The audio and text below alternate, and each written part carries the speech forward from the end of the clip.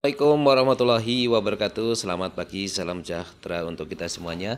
Saya ucapkan selamat bergabung buat warga belajar PKBM Rawajinde untuk kejar paket C. Hari ini adalah hari pembelajaran yang pertama dalam kalender pendidikan tahun 2022. Saya berharap kita semuanya hari ini semangat bekerja, semangat belajar, dan juga semangat beraktivitas karena posisi hari ini adalah bahagia kita yang menentukan. Posisi hari ini kita semua yang akan menjadikan sukses. Posisi hari ini membuat diri kita itu semuanya semakin semangat belajar, semangat, dan juga bisa untuk menentukan masa depan kita. Oke, baiklah, saya ucapkan selamat bergabung untuk warga belajar yang baru.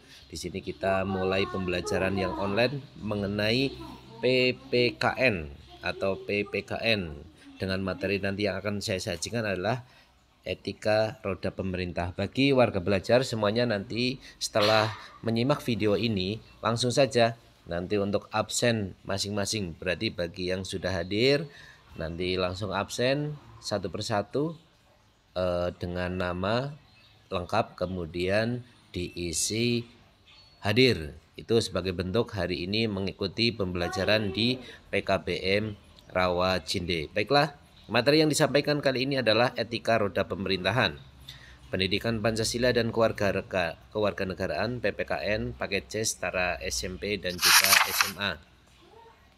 Baiklah, langsung saja agar kita singkat karena waktunya saya yakin semuanya sibuk. Ada yang sambil bekerja, ada yang sambil apa dan lain sebagainya. Tapi harapan saya nanti semuanya absen, biar absen itu nanti bukti hadir kita di PKBM Rawajinde. Etika roda pemerintahan. Di sini yang pertama adalah mengenai trias politika ala Indonesia. Ayo pelajaran 1. Dalam memahami kesatuan politik yang dinamakan negara, kita akan dihadapkan dengan adanya kekuasaan negara.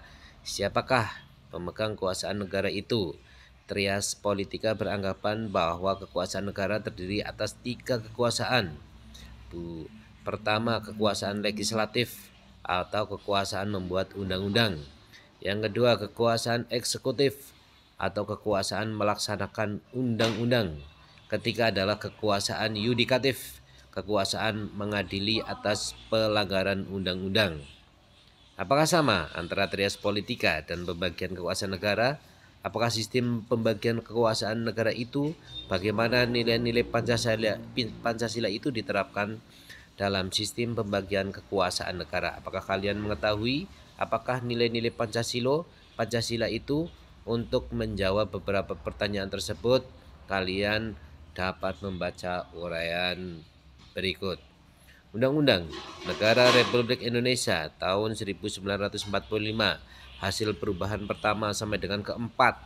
Ini sudah terjadi perubahan sampai keempat dari tahun 1999 sampai dengan 2002, mengatur sistem pembagian kekuasaan negara melalui kekuasaan eksekutif, kekuasaan legislatif, kekuasaan yudikatif, dan inspektif. Kekuasaan eksekutif adalah kekuasaan untuk menjalankan undang-undang.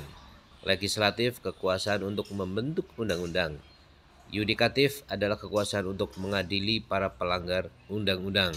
Sedangkan kekuasaan inspektif merupakan kekuasaan untuk mengawali penyelenggaraan negara dengan menjalankan undang-undang. Sedangkan kekuasaan konsultatif, kekuasaan yang meminta pertimbangan dalam menjalankan kuasa negara dalam Undang-Undang Dasar Negara Republik Indonesia tahun 1945 dihapus.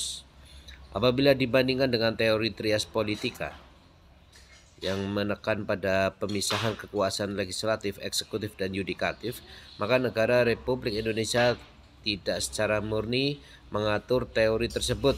Negara Republik Indonesia lebih tepat dinamakan negara yang menganut sistem pembagian kekuasaan atau trias politika ala Indonesia. Hal yang demikian disebabkan antara pemegang kekuasaan negara satu dengan yang lainnya terpisah secara murni. Tetapi bagi kewarganegaraan antar negara, coba perhatikan penjelasan di bawah ini.